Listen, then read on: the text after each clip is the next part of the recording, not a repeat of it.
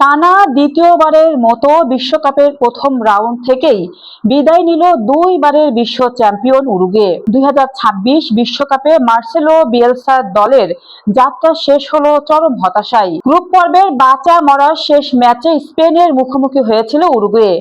শুরু থেকে আক্রমণাত্মক খেললেও কাজের কাজ গোলটি পায়নি তারা।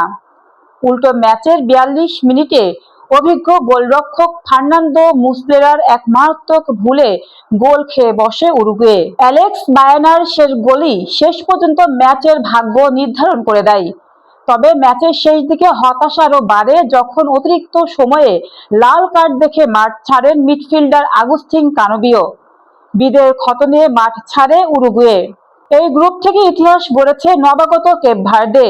সৌদি আরবের সাথে ড্র করে অপরাজিত রানার্স আপ হিসেবে তারা পৌঁছে গেছে শেষ 32-এ, যেখানে তাদের লড়তে হবে বর্তমান বিশ্ব চ্যাম্পিয়ন আর্জেন্টিনার বিরুদ্ধে।